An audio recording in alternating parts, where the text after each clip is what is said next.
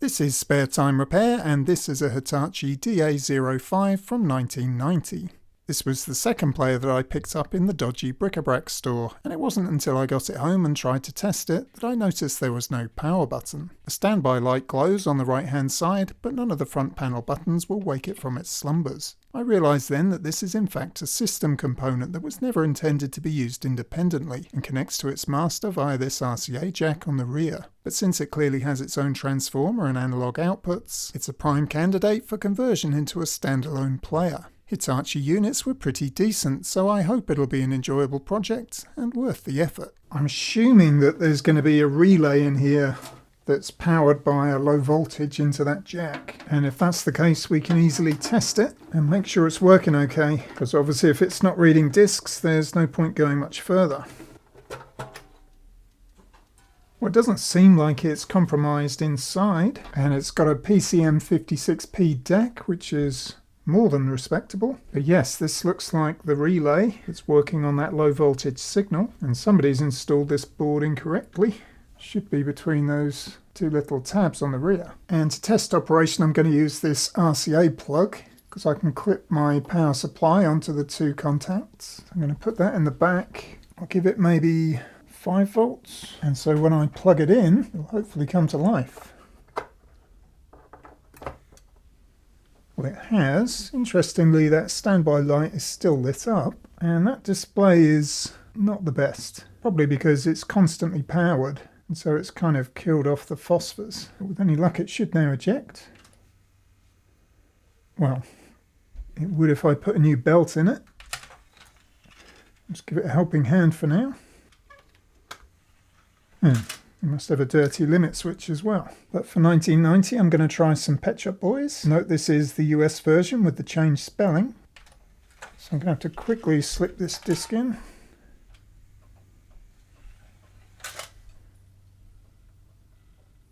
But it has read it. I haven't got it hooked up to the amplifier, but appears to be playing okay. Yeah, it's a shame about that display. But anyway, that's all good news and means we can proceed with the conversion. And for a power switch, I'm going to use this, which I salvaged from a dead player. And fortunately for me, there's even a slot for it on the power PCB.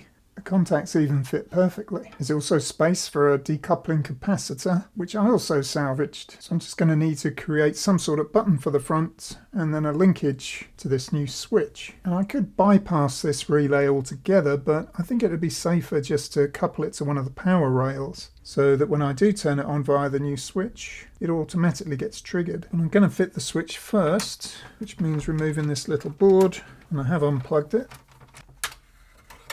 Looks like there's also space for a voltage selector, but since this one's already 120 volts, obviously I don't need that. So I'm going to remove this link wire that's in place of the capacitor. And it even fits perfectly without having to bend the legs. And this really does feel tailor-made for this board. Just going to twist these slightly and feed that with plenty of solder.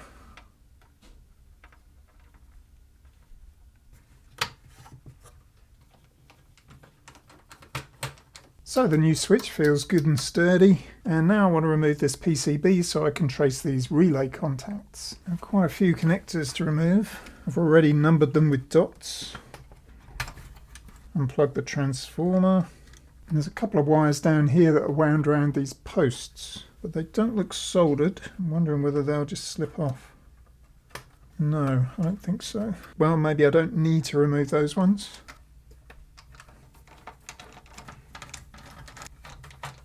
4 screws for the PCB. Looks like it's wedged here. Maybe I can lever that up. There we go. This board is pretty warped because it wasn't installed properly. But since the player was working, I'd assume that no contacts are broken. This is that center pin connection for the control RCA jack. And that trace goes all the way over here through this 2.2K resistor and into the base of this transistor. So all I need to do is find a low voltage source on the board and connect it to this side of the resistor. And these two wires here we saw earlier are actually the connections for the standby LED on the front panel. So that might be a good low voltage source to use. And I've carefully reconnected the transformer, and there's about 1.9 volts across those terminals. I wonder whether that will be enough. Well, this yellow connector is the ground, so it's actually a negative 1.9 volt supply, but it's going through these two resistors. And I thought I'd go on the other side of the resistor, but that's negative 29 volts, which is too high. Well, this is actually wired up differently to how I expected, because there's actually 34 volts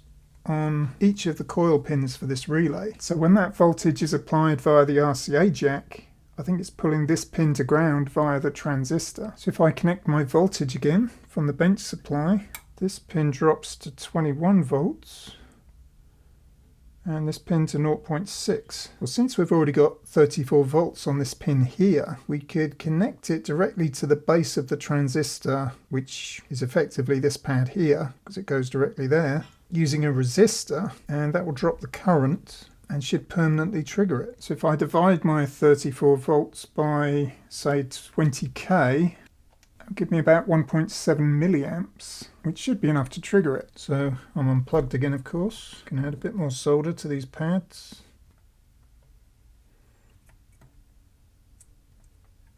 So if I plug it in again and press the power switch, we should hear the relay click.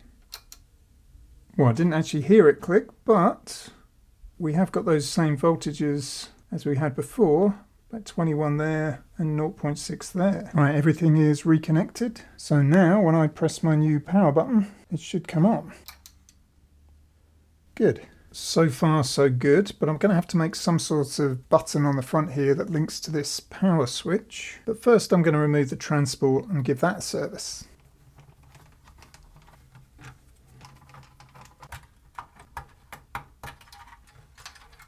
I do like these Hitachi clamps. I think they look cool. So let's undo the spring. And to replace this belt, we're going to have to remove the tray. So if we push this lever in, that raises up the lifting mechanism, and then it should slide out. Then there's just a catch down here to release. Looks like there's another one here. There we go. Looks like they've used graphite grease for this. It's quite messy.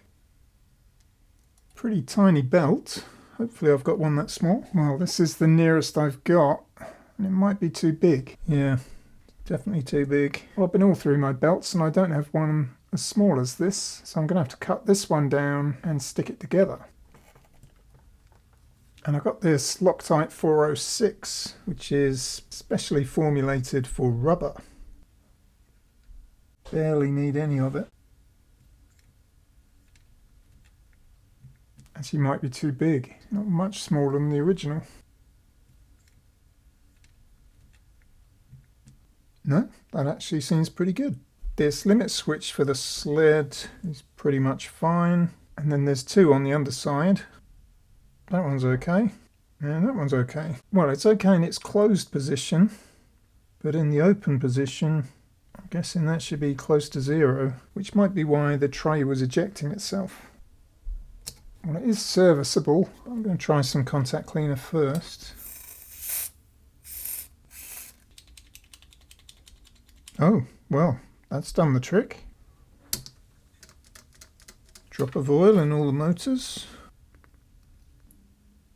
The pickup is an HOP M3. I think that's Hitachi's own make of pickup.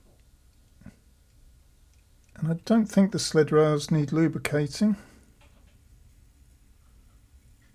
Operation seems smooth enough, but I'm not going to reassemble just yet because I want to give the tray a good clean, and I'm going to do that when I clean the front panel, which is pretty dusty. So let's remove that. Looks like only one screw in the bottom, and it's interesting that it's got these large cutouts for bigger feet, but they've only used these small ones. I mean, it makes sense that this front panel was used on standalone players, and on those players this is obviously where the power button would be. It's going to be tethered by those wires for the standby light, at least until I remove the front panel PCB. The filter for the display pops out, which is handy. There's quite a film of dust on there. You can see where I've wiped my finger. So cleaning that will help improve the display a little bit. I can pop this bezel off as well. There's an LED for the random play function, which is unusual. And that's because there's no indication of it on the display itself. And it looks like this PCB was used by other players as well, because there's a space for a memory button, which this one doesn't have. No programming tracks with this. Also noticed earlier that the stop button wasn't working very well. It sort of gets there, but it's not great. So I think I'm going to have to service all these buttons. I'm going to open up the stop button, see how bad it is. Well, the dome's not too bad, but it's inside that's got corroded. But the fiberglass pen will soon sort that out.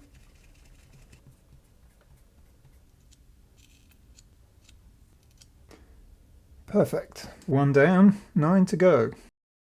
All these buttons have now been serviced, so it's time for reassembly. Although this display is so bad that I'm tempted to try injecting voltage into the heater wires. I've always found that has very limited success, but I've got nothing to lose. So on this display it's the last 2 pins on each end.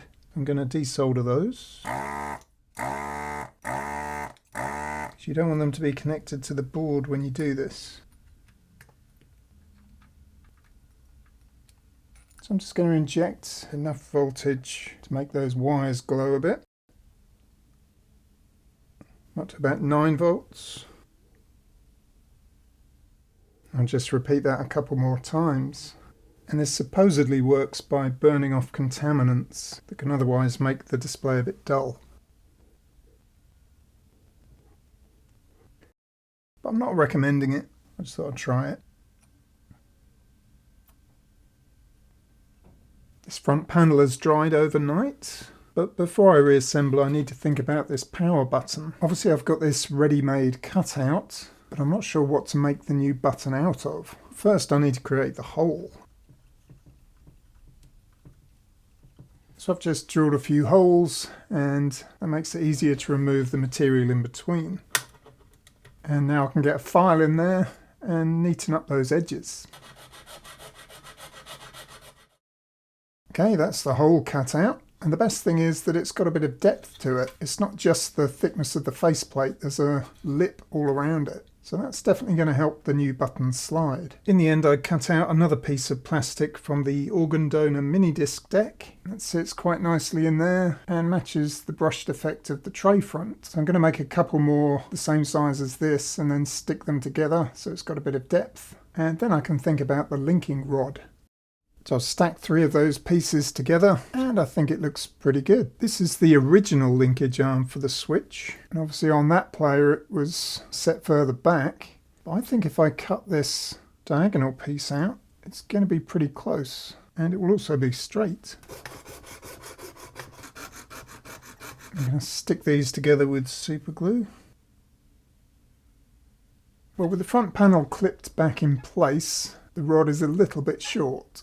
So I'll have to bulk it out with something. There's also a chance that the transport could get in the way, so now's probably a good time to refit that. Might as well refit the front panel PCB as well. Oh, forgot to put the filter in.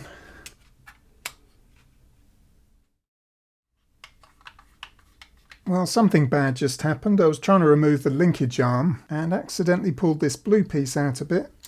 And now it's not latching. So I'm hoping I can open it up and service it somehow. But I think I'm going to have to remove it again to do that.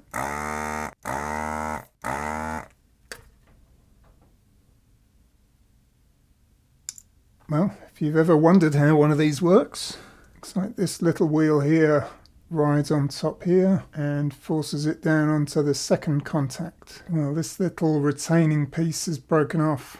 So I don't think this is going to work again, which is pretty annoying because I only had one of these. Yeah, that broken piece sits right in here and it retains the pin when it's in this position. At the moment it just keeps going back. So this switch is toast. Remember this Mitsubishi DP209R? Well, I actually made a follow-up video for this, trying everybody's suggestions to see if I could get it working, but I scrapped it because none of them made any difference. I didn't think anyone would want to see me try and fail to fix a CD player for the second time, but now I'm convinced that it can't be saved. I'm going to steal its power switch, because this looks like it would work as well. Yep, that's another perfect fit. I think these switches are pretty generic.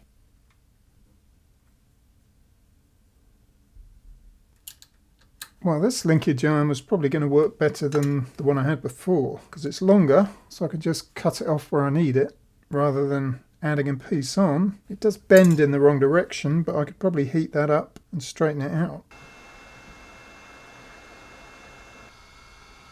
That's going to be pretty much perfect.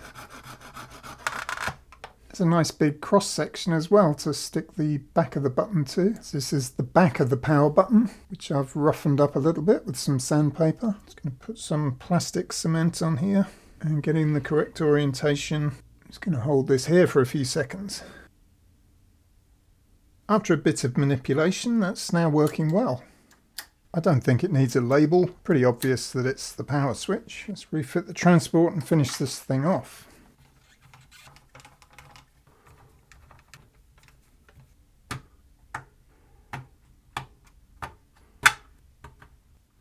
Okay, we're all plugged in for the final tests. Hey, that display does look better.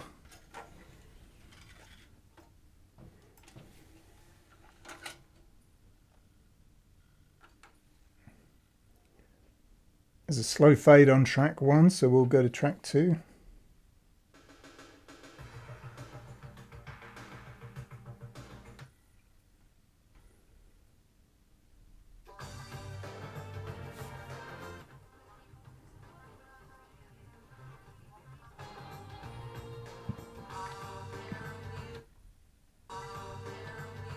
I mean, it's more than readable, so I think I'm pretty pleased with that. In the end, I decided to replace the red standby LED with a green one, since it's now effectively a power indicator. During my testing, this unit has been playing perfectly, and I quite like its gunmetal grey appearance, but any improvement in the display is probably down to cleaning rather than heating those filament wires. Still, I feel that the conversion was effort well spent, and I hope it was reasonably interesting. But that's it for now. Thanks for watching, and I'll see you in the next one.